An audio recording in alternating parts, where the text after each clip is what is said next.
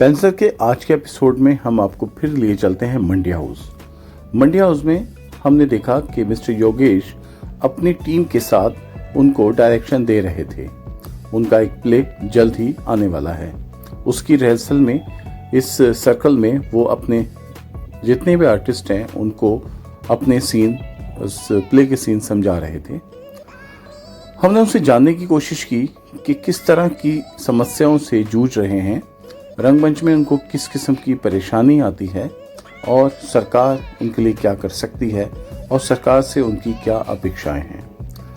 योगेश एक young director हैं। Ready? Okay, 3, 2, lights on. अच्छा, मेरी बात सुनो गौर से।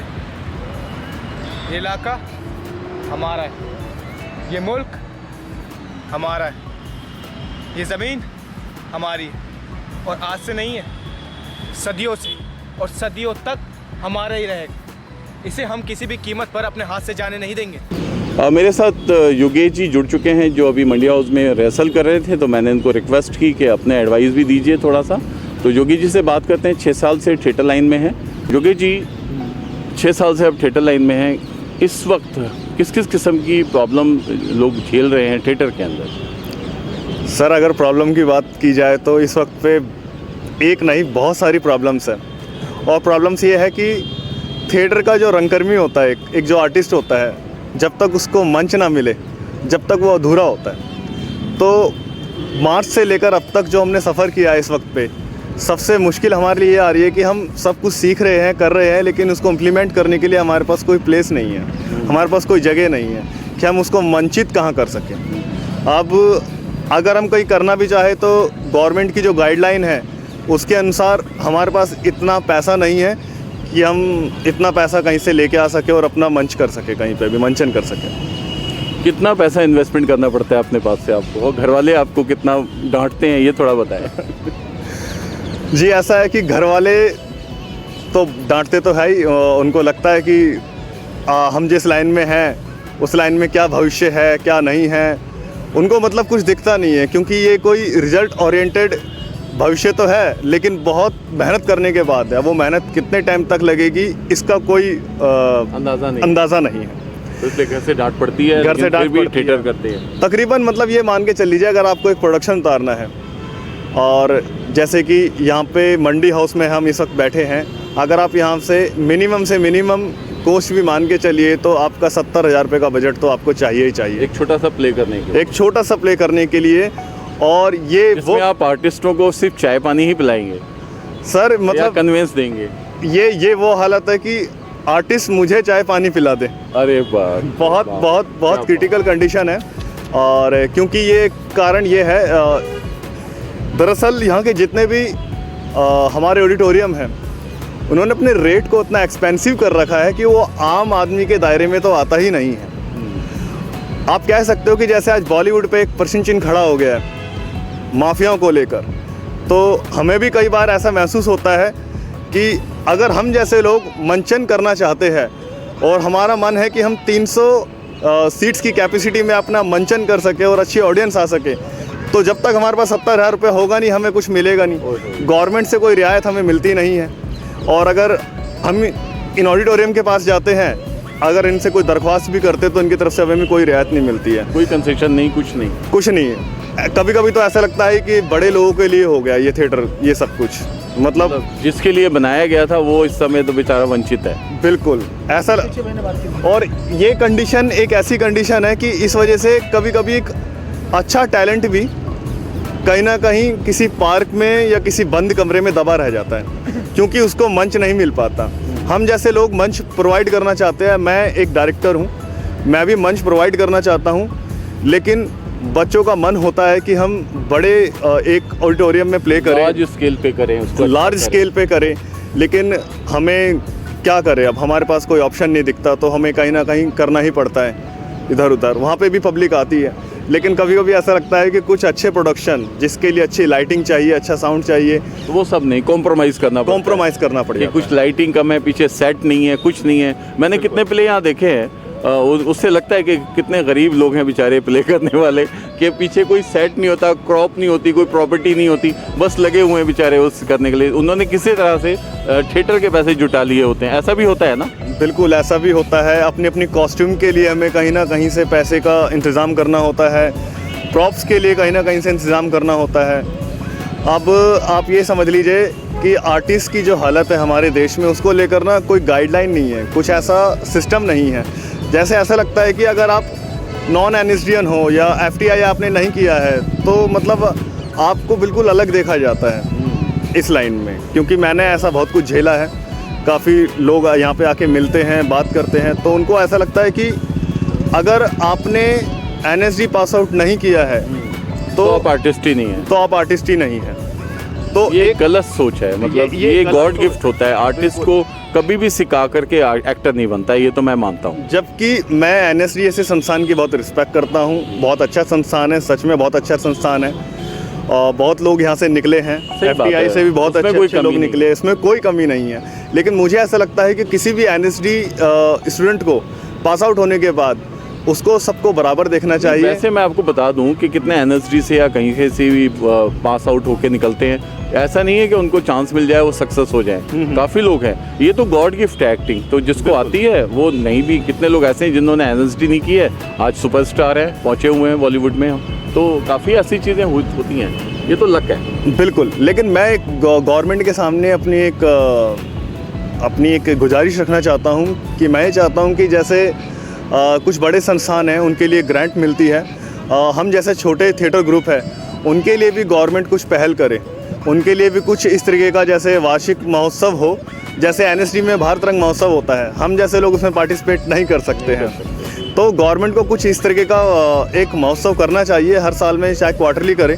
गौरव जी, मैं आपको बता दूं, मैं बहुत जल्द आप लोगों के लिए अपनी जो मेरी संस्था है जी, तो उस पर मैं अभी नाम नहीं बताऊंगा, और मैं बहुत जल्द आप लोगों के लिए कुछ ऐसा ही लेके आने वाला हूं जो सारे आर्टिस्टों को एक प्लेटफॉर्म मिले उसके अंदर, और हम चाहेंगे कि उसमें हमारी दिल्ली सरकार सपोर्ट करे हमारी, जिससे हम आर्टिस्टों को प्लेटफॉर्म दे सकें। मैं चाहता हूँ आप ये रिहर्सल कर रहे हैं, कुछ आप परफॉर्मेंस मुझे करके दिखाएं थोड़ा सा अपने आर्टिस्टों से, एज ए डायरेक्टर आप हमें कुछ सीन दिखाएं जो हम इसमें लगा सकें आपके इंटरव्यू के साथ में। बिल्कुल। आप कौन सा अभी यहाँ पे क्या तैयारी कर रही हैं आप? जैसे अभी हम एक सादत हसन मंटो जी का एक नाटक है नंगी आवाज़ें, हम उस नाटक की रिहर्सल कर रहे हैं, और ये नाटक एक सोसाइटी को दर्शाता है जो सोसाइटी स्लम्स में रहती है और जो बहुत छोटे छोटे काम करती है, व्यापार करती है, जैसे कोई मोची का काम करता है, जो कोई कलाईगिर का काम करता है, उन लोगों की ज़िंदगी पर आधारित हम एक नाटक कर रहे हैं, और उसके ऊपर मैं आपको कुछ दिखा सकता हूँ। मैं चाहता हूँ कोई उसमें से कोई ऐसा अंश आप निकाल के बताएं जो लोगों को प्रेरणा मिले उससे, और लगे कुछ आर्टिस्टिक चीज़ है कोई भी। वैसे तो आपके सारे सीन अच्छे होंगे, बट कोई पर्टिकुलर ऐसा सीन आप परफॉर्म करा के दिखाएं जिससे लोगों को प्रेरणा मिले, जैसे कि अपने कल्चर की बात। देखिए, उसमें ऐसा सीन्स तो मेरे को, क्योंकि हम रिहर्सल कर रहे हैं, कोई याद नहीं आ रहा, लेकिन उसमें एक बहुत अच्छा डायलॉग्स है। एक सीन है जिसके अंदर एक कैरेक्टर है गामा, जो एक दूसरा कैरेक्टर है जिसका नाम है जंगली। वो उसको एक बात कहता है, और वो इसलिए कहता है क्योंकि जंगली जो लड़का है ये सोचता है कि मेरी औलाद मेरे बुढ़ापे में काम आएगी, जबकि इसने खुद अपने बाप की सेवा नहीं करी, और जब वो मरा था तो बहुत बुरी कंडीशन में था। तो उसमें एक डायलॉग है जब गामा जंगली को एक डायलॉग मारता है, और ये हर उस आदमी के ऊपर है जो लोग माँ बाप की सेवा नहीं करते हैं। तो मैं आपको एक दिखा देता हूँ। तो ये थोड़ा शराबी कैरेक्टर में है और व्यंग है थोड़ा सा, इसको आप थोड़ा सा समझिएगा। राइट, मैं कैमरे के सामने बोलता हूँ।